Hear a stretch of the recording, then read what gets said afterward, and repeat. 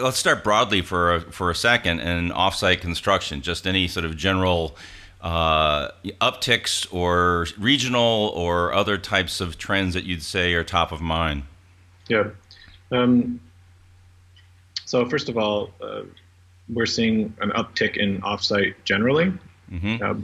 I couldn't give a percentage to it because that analysis hasn't been done, but some have claimed it's up a few percentage points as far as total construction volume. And the reason is because there is a dearth of labor in the construction market across the sector, and therefore developers, owners, agencies are looking for expedited methods to deliver on their projects just to alleviate the labor crunch. So although sometimes offsite construction is seen as being more expensive and can be, certainly there's a cost control factor, but the perception is that it's more cost. That being said, and therefore maybe a risk, owners are willing to take that right now as an alternative method to construction because of the labor shortage. Mm-hmm. So that only bodes well for offsite. So I might call that a driver, but also a trend right. For 2018. And I don't see that alleviating anytime soon as far as whenever I look at the Engineering News Record reports. And Architecture Billings Index is always the indicator whether work is coming or not. And those are way up right now. And so in the foreseeable 2018, construction is just going to continue in volume, and therefore offsite is going to follow in suit. Right. That seemed to be what was behind Google's announcement that they were going to do these employee housing using modulars to try and make a more efficient way of using, or not more efficient, getting around having to, have the on-site labor. Right. Yeah. Particularly in areas where historically that labor has been affordable immigrant labor, California, and across the U.S. In comparison to, say, other developed countries, we experience a high level of immigrant labor that's affordable and tends to be low skill. Offsite construction is opposite, right? It depends on a kind of informed workforce, tends to be more expensive, done in a factory, therefore you have to contend with all the challenges of prevailing wage and benefits, that kind of thing, when one pulls labor into a factory setting. Mm-hmm. So that it has historically just been challenging in our country versus, say, Sweden or Japan, where offsite has had more propensity. But that's changing because our construction market is changing and demand is way up. Mm-hmm. So I don't know what that means for the future, but for the present, it's good news. Related to that, as far as trends, we also see a social movement towards the use of timber, wood, in particular in products known as mass wood or mass timber. And I think we'll only see an increase of that. The number of planned projects is growing, was growing linearly. Now I think it's exponentially in the number of planned projects. That will be low-rise, mid-rise, and high-rise mass timber. And the common product used in mass timber is cross-laminated timber. Mm-hmm. I think we'll probably see 2 factories open up in 2018, 2 or 3. Whereas we only had 3 factories in North America for the last 6 years. So that will see an uptick, and it's still not a competitive product in the sense that it's more expensive than building conventionally stick-built, but the environmental argument is causing particular owners that are concerned about that or want to tell a marketing story about that to go to mass timber methods. And those are primarily panelized systems, so they're planar floors and roofs and walls. Mm-hmm. But I would still call it offsite construction because it's akin to building precast, really, but has some of the benefits that precast doesn't have from an environmental standpoint, and also is lightweight compared to concrete. So. Right. And so the CLT and panelized, those are two different versions of what you're saying of move towards timber, correct? Right. Yeah, I would. I do say that. Panelized, I don't, as far as trends are concerned, panelized is a different product, but you can build panelized with light gauge steel or with light wood frame. Mm-hmm. And those products are going to be either infill panels or for low-rise construction, mm-hmm. right? And are we going to see an uptick of that? Probably not in what's called open panel, which means they're not finished at all. They're just framed in the factory and put on the back of a truck and installed. But we will see an uptick in the use of enhanced panels, which means adding value to the panel in the factory, such as insulation, pre-wire, interior linings, or exterior cladding.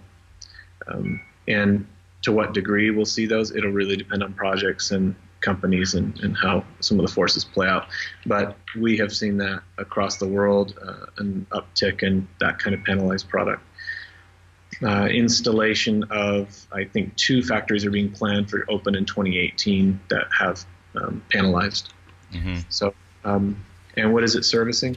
It used to service the single-family market, but it's primarily going to service the low-rise, like I mentioned, low-rise, multifamily, and commercial retail, that kind of thing. Mm-hmm. The other big trend in offsite, I think, what you'll see is a process trend or a process improvement trend, and that is we have large contractors that are becoming very sophisticated in the management of offsite manufacturing and installation. So the terminology that's being used it's called multi-trade prefabrication, mm-hmm. multi-trade offsite, whereby large GCs like Turner, Whiting Turner, PCL, they are Mortensen, DPR. You could go on and on. The large, some of the largest contractors in the country. Mm-hmm. What they're doing is setting up a warehouse near to site, and they're pulling in their trades, procuring their trades, just like they did with site-built construction. But in this case, those crews are now working, that labor's now working in an enclosed environment. I wouldn't necessarily call it fabrication. Well, they're doing fabrication work, but it's not automated in any respect or has any sort of efficiencies outside of trying to develop some kind of repetition in the build. It's basically building under a roof. Right. But those trades are coming in and performing that work. So major scope that's being taken off of traditional job sites in that new model. We'll see an increase in 2018 is I think we'll see even more bathroom pods being used in hospitality, hospitals, dormitories, mm-hmm. multifamily. Mechanical racks, that kind of thing, head walls for hospitals. Those will all be done in those environments. And that's what I've seen in these GCs is that they're growing their sophistication in process sophistication workflow and being able to procure what they need to from true offsite manufacturers like a modular builder, mm-hmm. and then still have their multi-trade going on. So it's not just one solution or another, it's a hybrid of offsite solutions. And each company kind of has its own nomenclature surrounding, is it OSC, offsite construction? Is it OSM, offsite manufacturing? Is it OSF, offsite fabrication? So they each have their own kind of terminology and how it's developing. Mm-hmm. So with that process improvement, I think what we'll see is not the completion of, but the beginning of a conversation around standards in the industry for large GCs who want to procure offsite construction or leverage it and use it. And one of the primary areas we will see that in, that makes a lot of sense, is these products that tend to be more standardized in general, which would be bathrooms, mm-hmm. bathroom pods, the mechanical racks, I said. And then the third one is entire volumetric units, permanent modular construction. So I'm part of that effort to try and develop standards, in particular around light wood frame modular construction. Mm-hmm. So I think we will see that trend, just the conversation beginning and the players being brought together and determining how this might move forward. Who's going to be the standards organization, or is it just going to be a guideline? But the reason this is happening is demand from owners and architects, the design team and the owner team, to say, look, we need this for competitive bidding. Public owners, state, cities have to have competitive bidding, and therefore they're demanding that, in the case of a modular builder, that there be conventions that are used between three companies so that they can have a competitive price. Right now, each manufacturer has its own proprietary system, and designers are extremely frustrated that they can't design, detail, and specify one product and have three bidders on it. Mm-hmm. So that's a little bit about, I think, from process improvement, we'll see some things happening. You mentioned, just as I'm thinking of it, you mentioned some of the production expansion for the wood products. Do you know of or have a handle on volumetric modular new factories? Because that's a constraint right now, isn't it? The total capacity. It is. Yeah, it's a large constraint. It's particularly in the hospitality field. So you're probably aware that Citizen M Hotels is building in New Jersey. They also want to plan one for Washington, or have announced that, Washington State, so Seattle area. And in both cases, they had a challenge finding a manufacturer that could deliver the volume they needed in the time they needed. So they went to Poland, and Poland is supplying that product. Wow. So the challenge we did a study some years ago, 2 years ago, on the business operations of modular factories, modular builders. And there's a number of challenges, but one is certainly the challenge of throughput and keeping, feeding the machine. And if you just don't have the volume, then you're constantly hiring and laying off people, and it's just not a sustainable business model long term. So that's the primary reason we've seen these factories fail. So how do you get volume is the big question.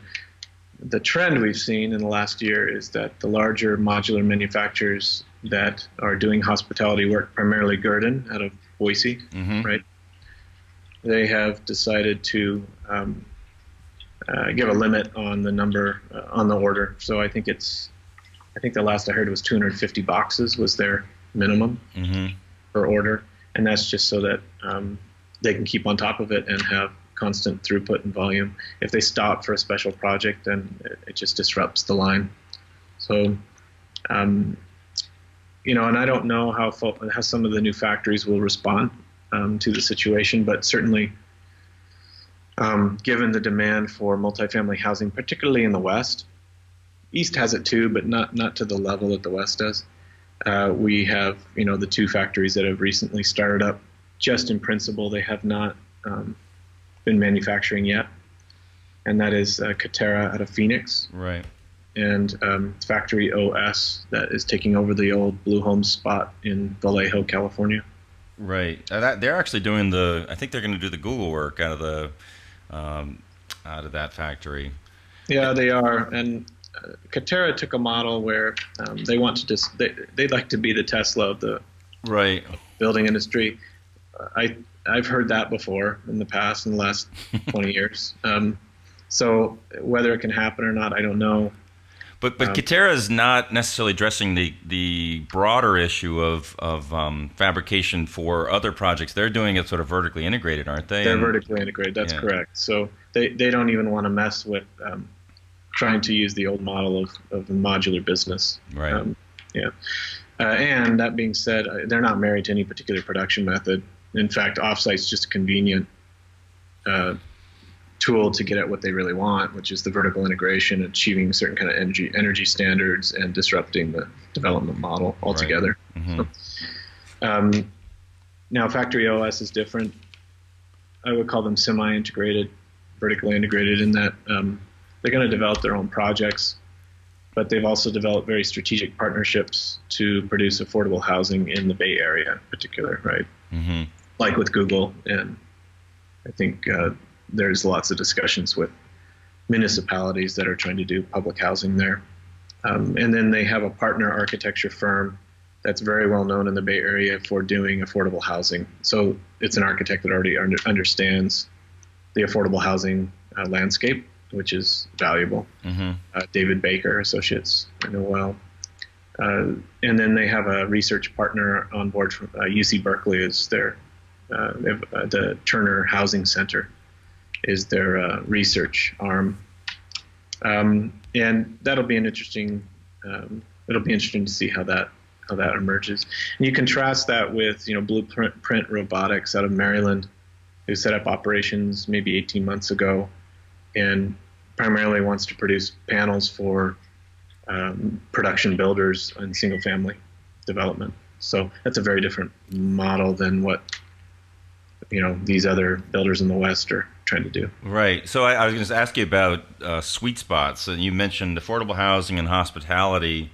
Do you think those are really the key areas, or are there other areas that offsite and modular will be growing? Yeah. For the foreseeable future, I think, I think lodging in general, whether it's multifamily, student dormitory, hospitality, I think those are going to continue to be our three growing markets. Mm-hmm. Now, the only thing I think that would slow that down is a recent talk I saw by an economist that said, at a certain point, the millennials, he believes at a certain point, the millennials will not want to live downtown like they do right now in urban cores, mm-hmm. which, as a professor who is concerned about sustainability and that's disheartening. But from an economic perspective, the argument goes that, millennials start having kids and then they move out to the suburbs just like all of us have. Right. But I don't, that's yet to be seen. If that's the case, then the demand for multifamily housing will decline and the demand for single-family residential will increase. We have seen offsite perform much better in volume. So multifamily housing, larger projects tend to perform better with offsite solutions than single-family does. And that's because in many ways, our development model for single-family residential uses even more immigrant labor, right? And so that it's hard to compete with a site framer on a single-family project. And furthermore, there's a lot of uniqueness in homes, single-family houses that factories have trouble kind of building upon. Right. Whereas you go to Japan and Sweden, and their single-family houses generally all look the same. Yeah. So there's a lot of efficiencies that can be gained that way. Right. And they don't have the stigma. They don't have the stigma in single-family. Single-family, you got to deal with the stigma. Commercial, multifamily, they don't care as long as it gets built. Right. Efficiently. So it feels like we've been addressing primarily permanent construction. Do you have any quick opinions on temporary? Is that something that you follow at all, or have an opinion? I don't, because of my training as an architect. I'm more concerned about permanent structures. Right. But I will say this, using the technology of relocatables and how they build those. I think the greatest potential there is in the growth of accessory dwelling units, ADUs. Yes. And we had a class this year on it here, and there is a trend where municipalities are seriously looking at this and considering changing their policies on it, which would, so for example, in Salt Lake City, typical Western city, there's all sorts of regulations around the distance to public transit, so it has to be in a transit corridor. There's all sorts of stipulations about, floor area ratios on sites and how much percentage can be dedicated to built area. But the argument goes, if we could densify cities through ADUs, especially suburban cities, then it would be a better use of our infrastructure. So Yep. that's going to change. Consider, particularly in the Pacific Northwest, they've been kind of leaders in this. Portland, Seattle. Yeah. I thought And when I you see a lot more cities, especially in the West, kind of take this on, since we tend to have large lots and larger lots, and people are interested in, housing their loved ones or renting it out, given the Airbnb culture that's emerged. Right. That's all right. That's what came to mind when you first said the auxiliary housing is the whole granny pod type concept. Yeah, that's what it is. Yeah. And the reason they're relocatable, it's the same kind of idea where they're built like a man camp mod, right? They've got bathroom, kitchens, very small, maybe a little living area and a bedroom, and they're plopped down, 12, 14 feet wide and 30, 40 feet long, or even shorter, and plopped down in the backyard. The challenge is utilities, but and making that affordable, because to date they've all been kind of dwell modernist boxes that are way out of the price range of most families. Yeah. I saw an ad for one that was looked really intriguing, and I'm like, that sounds like a great idea. And they said the price is starting at $250,000. I was like, well, that's not an auxiliary building. Yeah. I mean, I think you've got to be able to come within the range for certainly under 100K, right? Yeah. But I've seen prototypes that people are talking about around the 50K region. If you could get that, then I think it'd be a real doable. Definitely. You could refinance and get one. So. Yeah, or offer them entirely on lease. But that's right. You could. Yeah. So I'm trying to think of this. Is there anything else that you kind of have on your notepad that you've been seeing more and more, kind of references to, or inquiries about, or concern about? I think one thing that's been a big change. Well, two things. One is my concern is that we'll continue to see more Polcoms service the U.S. market, and we should be able to. Seems like U.S. companies should be able to handle it, but who's going to come forward and invest in an industry that's been rather shaky in the past?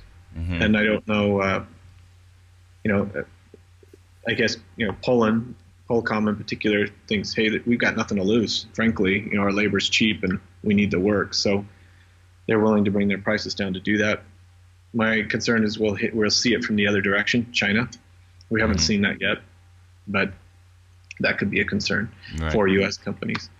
And then the second thing mentioned is that if not, we're not seeing as many companies bringing manufactured product over, such as modular. But what we are seeing is privy to quite a few consulting arrangements of Swedish and Japanese companies coming over and offering their services and setting up factories, and some, including the ones that we've all talked about in this call, have all had that kind of support.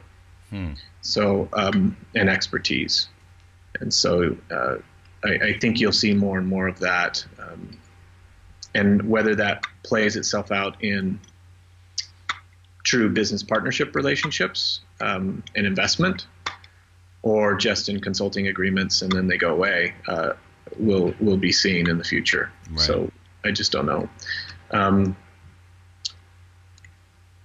There's also, I've noted a trend that I've seen in Western cities in the U.S., where we have large Japanese developers or large Japanese companies coming in. This has happened on 3 occasions, and buy home building companies that are well established in regions. So you might have a home building company that owns tracts of land, and they have planned, 350 houses over the next year. And, that's not a huge amount, but for a medium-sized home builder, that is. And then they will and then the Japanese company's coming in and offering to purchase them. And immediately the questions they're asking, since I've been in some of these conversations, questions they're asking is, why aren't you prefabbing all these houses? And so I think what we'll see is more and more of that as investors, Chinese and Japanese investors, come in. They'll ask, why aren't we using more factory-based methods, since they're used to that. Right. So that'll be interesting to watch. That happened here in Utah, and I'm excited to see how that comes down. And we're seeing some truss companies starting to seriously consider across the West how they can panelize. They've done it, but how do they add? Like I said at the beginning, how do you add more value to that panel? And what's the customer willing to pay for in light of that? I was talking with a panelized company, and they were describing, as you said, sort of integrating electrical, integrating all sorts of things, so the panels arrive much more complete than just a structure, and that sounded kind of like an interesting direction for those kind of manufacturers. Right. Yeah. Yeah.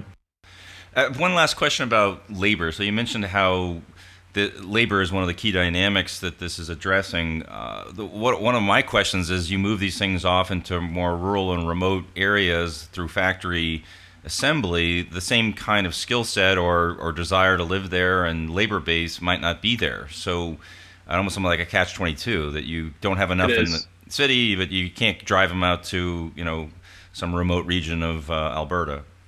Well, that's particularly true with modular, right? Yeah. So because it's limited on its transportation radius, you're shipping a lot of air, and they're large boxes.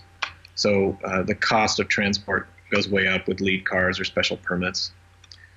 Because of that, there's been an argument that we really need factories in a 300-mile radius in order to service different areas. But it comes to that same problem you're identifying right there, which is we don't have the labor available. I've heard numerous occasions the idea that wouldn't it be great in the future if we could find a way to have pop-up factories that would service a project and then go away, kind of thing. And that the first project the pop-up factory works on is to build their own housing, right? So they can live there while the project's going on. It's an interesting idea. I think it would only make sense in a large enough project. Most multifamily projects, that are 300, 400 units, that's not going to generate enough revenue to support something like that. But certainly a hospital would, large hospital. So that makes sense. It's medium to large size hospital in a rural or suburban area. Right. I just, it's a great idea. I just haven't seen. It's only been talked about verbally. I would love to see a research project or someone take that on. And I said that was my last question, but I have one quick follow-on, and is that you've seen some of these viral YouTubes of robots, 3D printing bricks and doing other things. Do you see robotics dovetailing into this whole offsite thing in some specific way? Well, certainly when it makes sense in a factory. They're already using robotics in factories for different operations, say on a panelized line or a modular line, particularly in Japan and Sweden, as I mentioned. So that's already going on. They're not robotic arms. It actually doesn't make a lot of sense to invest in a robotic arm. Those are challenging to upkeep and program, and it's questionable whether that would actually be advantageous to a building industry that's been built on planar standard dimensions.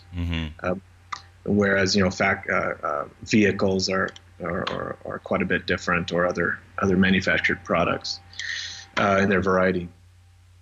So the automation is going on, but as far as laying bricks or doing that, I think you'll see it more in being advantageous in on-site assembly.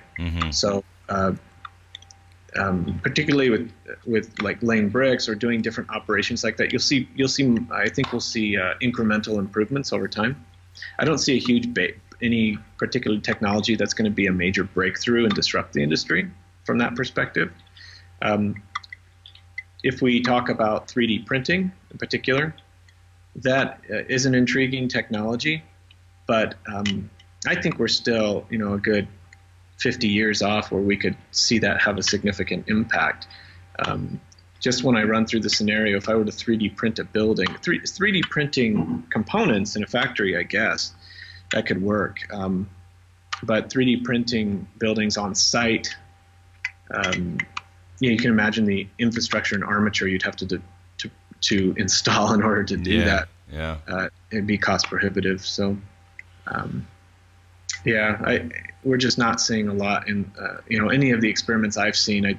You look at it and you just think, well, then you got to add insulation anyways, and I just don't know what you're getting at the end of the day. Yeah, not just insulation, but electrical and HVAC and finishes and all sorts of things beyond that. But right. I don't know. These things tend to move faster than you expect quite often. So I'm not sure. No, I'm not either. There's an article in. I just guest edited a Journal of Architectural Education, JAE, and the volume is 71-1. You can look it up. But I think his first or second article in there is from a professor at University of Munich in Germany. He's an architecture professor, but he spent his whole life looking at robotics in relationship to construction. I'll definitely look it up. I appreciate you taking the time to talk today about what's ahead for 2018 and beyond, and wish you the best. We'll be in touch. Great. Thanks so much, Rusty.